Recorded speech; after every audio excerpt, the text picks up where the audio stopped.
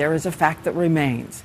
Every 90 seconds, a woman dies in childbirth someplace on this planet.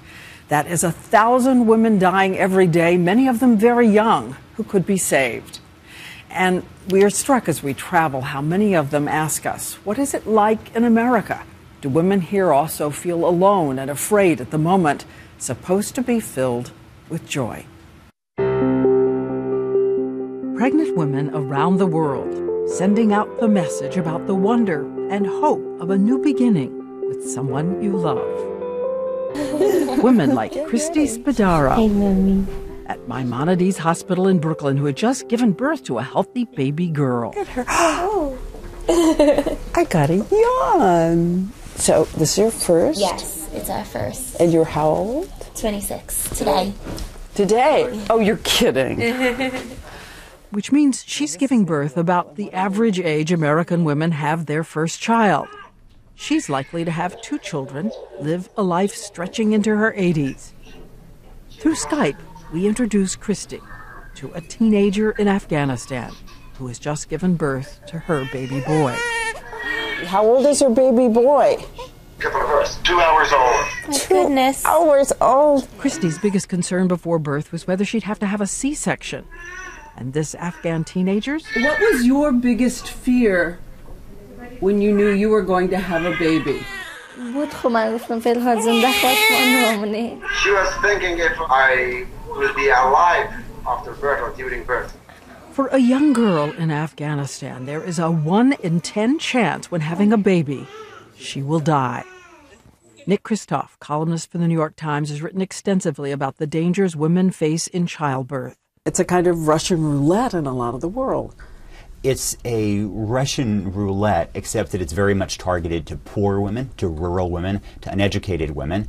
And in some of these places, women has more than a 1 in 10 lifetime risk of dying in childbirth. The toll of deaths from violence and terrorism is huge, but far more people die in Afghanistan from childbirth than from Taliban bombing. Every day across the world, a kind of battlefield on which the fallen are 1,000 women who lost their lives. We know exactly how to save these lives. It's not that we need some kind of new technological breakthrough. The question is, are we willing to make those lives a priority? And it wouldn't take much to make a big difference in the life of little girls who are forced to marry before the age of 15. The consequences can be barbaric. This girl says she was 8 years old. During sex, I was crying and begging him to stop, but he didn't listen. Then he put his hand on my mouth like this. I couldn't breathe, and I was crying, but he used me anyway. And I just cried. In Afghanistan, more than half of marriages involve child brides. Miriam married at 13. Her bride price, $2,000, the price of 2 cows. The younger the bride, the higher the price because of the premium placed on virginity.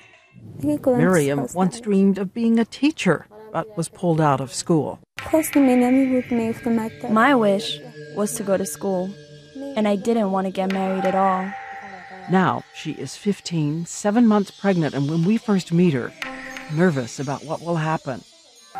We're amazed how tiny Miriam's body is, less than 5 feet tall. She weighs about 90 pounds, the same as an average 10-year-old child in America. Her narrow hips and undeveloped body place her in the danger zone, where girls under the age of 15 are 5 times more likely to die giving birth.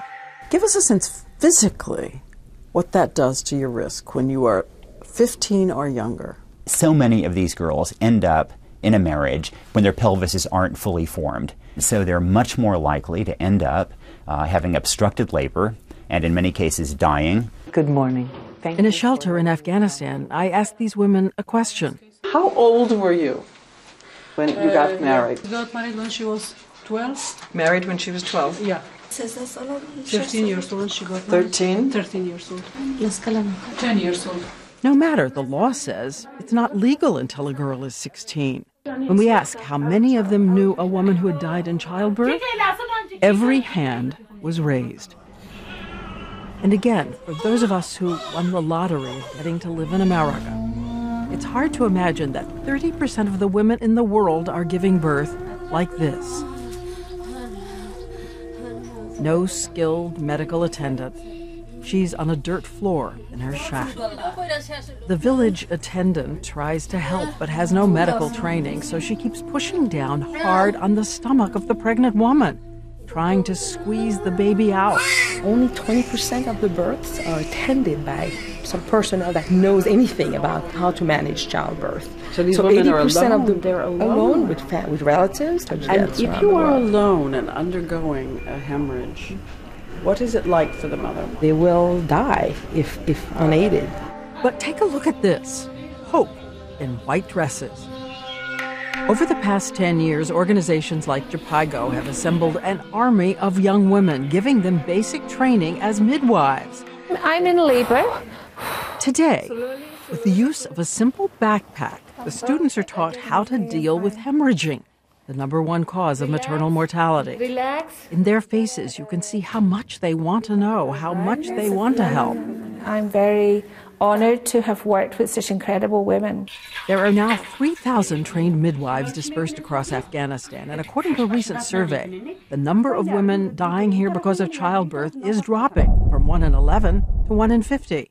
There's still far too many women dying, but one gets the sense that change is not only possible, but to some degree inevitable. Candles are being lit. Candles are being lit all over. So what about Miriam, that 15-year-old girl so terrified about pregnancy? Like so many women, she'll give birth at home, partly because of tradition and also too poor to pay for a birth at the clinic. For Miriam, no fancy Western equipment, just a kit containing soap, gloves, and a sterile razor. In the middle of the night, Miriam goes into labor. She lies on the floor, frightened and confused. Her baby is born. When the midwives unwrap him, his body is icy cold. But with the training they've been given, they immediately begin to warm his tiny blue feet. And even though he weighs only 5 pounds, Miriam's little baby is healthy enough to live. But vulnerable and isolated, the little girl who just wanted to be a teacher cries for her baby's life and perhaps for hers. You educate that girl, and she's much more likely to stand up and say, no, I want to stay in school. I don't want to get married. This is the ripple that starts the whole... It's the girl effect. Exactly right. Back in the United States, our 26-year-old American woman, Christy Spadaro, sends a message to a new mom a world apart. Just want to make sure you can see little Mia. And from Afghanistan, a question comes back for Christy. Is she boy or girl? She's a girl, Mia Rose. She says the beautiful name. Thank you. Yours too. Health and happiness for your baby. As we leave, Christy and her husband have something for us. We've been talking about how much a few dollars can do for the women around the world.